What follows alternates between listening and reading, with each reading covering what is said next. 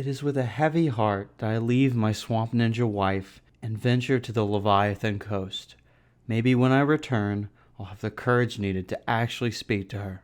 Although moving a base in Kenshi is no easy task, much less through the Cannibal Plains, my squad is ready for a change in scenery. We had seen our fair share of cannibals. It was time for something a little more scenic.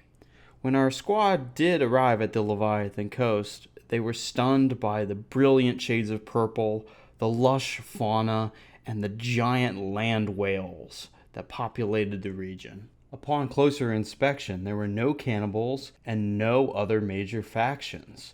With that going for us, we figured it was time to stake our claim. Taking a step back, the Leviathan Coast is situated in the far north, far beyond the reach of all major factions. Its neighboring regions are also quite remote, populated by other animals, robotic spiders, or cannibals. In terms of fertility, Leviathan Coast has the ever so important green fertility at 100% rating. This will mean that wheat, cotton, green fruit, and hemp can be grown at a high yield. This high fertility rating is paired with a good amount of other resources.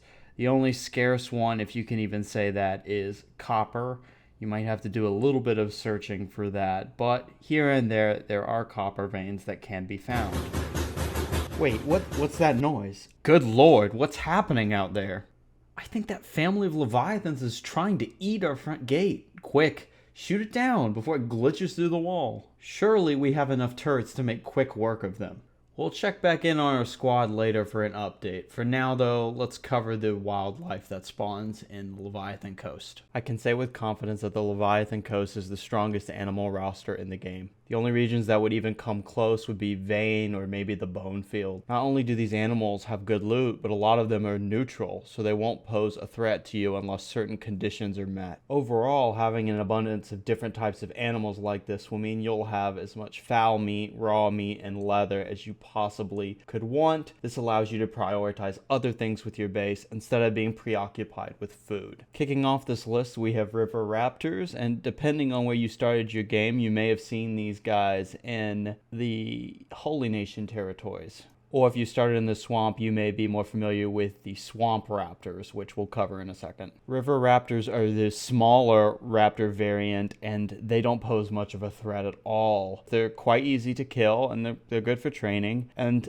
really the only thing of note for them is that if you have crops, then they will aggro to those crops and try to steal them from you. They're almost like little rodents. They will try to steal your crops constantly if they come by your base. As for the larger raptor variant, the swamp raptor, it has a similar pattern of behavior. If you have crops, it will attempt to steal them from you.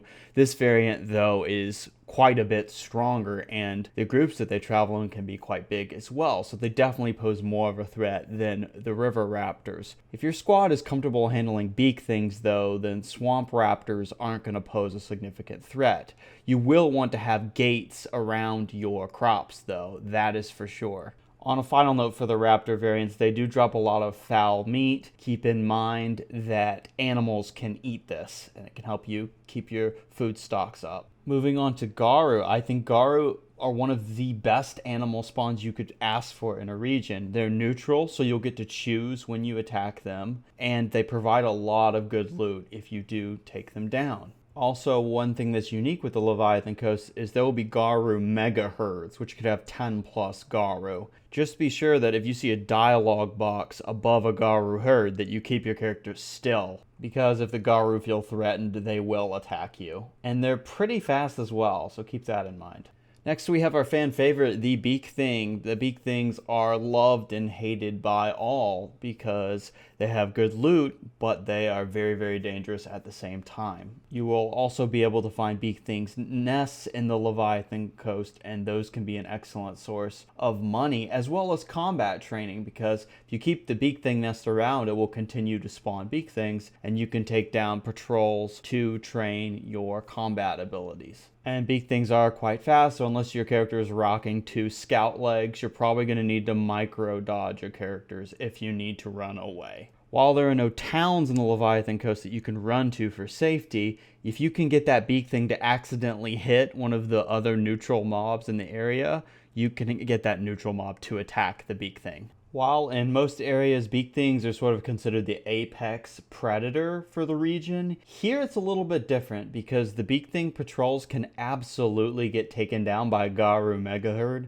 And as strong as beak things are, they pale in comparison to what a Leviathan brings to the table. If you were expecting to find Leviathans on the Leviathan Coast, you will not be disappointed. Leviathans are absolutely everywhere. Sometimes they're traveling alone, sometimes in small packs, if you even want to call them that. I sort of call them Leviathan families. Leviathans won't be aggroed to you unless you're too close for too long, and since they're so slow, it's easy to get away from them. I would say that you do need to be prepared though for taking Leviathan down if you decide to settle here. While highly trained characters can certainly take Leviathans down, the easiest method by far is to use ranged weapons. Due to their large HP pool, Leviathans are excellent for training combat abilities or ranged abilities, so keep that in mind. Now that we touched on the different wildlife that can be found here, let's check in with our squad to see if they're alright. Well, the Leviathans are dead, and their bodies have formed a pretzel-like structure. It's beautiful. Looks like thumbnail material to me. They're the same picture. If you'd like to take part in the madness that you see here, I can recommend some settlement locations. This is by no means an exhaustive map for settlement spots, since the Leviathan Coast is so good. But these spots are a good starting point if you don't want to scout the area yourself. My biggest recommendation when building a base here in the Leviathan Coast is to come prepared. To be more specific, you're going to want to bring building materials and crops with you, since in the Leviathan Coast there isn't really a way to get those resources. Additionally, if you have to leave anything behind, you might consider leaving some iron plates behind, because you can loot those from the iron spiders on the iron trail. And there's not really a need to worry about those, because you can just make a trip, kill some spiders, and then loot all the iron plates that you need. Having well-trained soldiers is also a good touch. Bonus points if they have turret training. Between the Leviathans, beak things, and the raptors, you'll be gunning down lots of animals. In the Leviathan Coast, you're also going to want to be wary of any of your characters which have a low toughness level. For our purposes, let's just say low toughness is less than 15. Toughness is especially important because Leviathans and beak things can totally one-shot a character that is injured.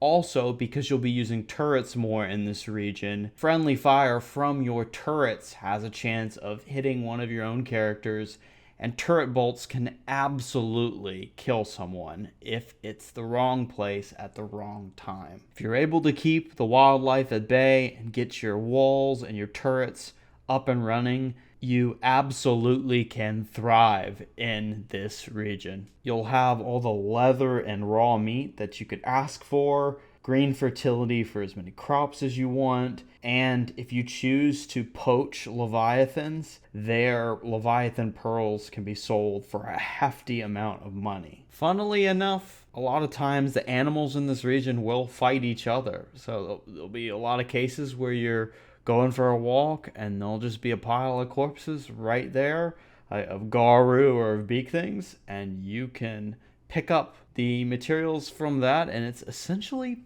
free money.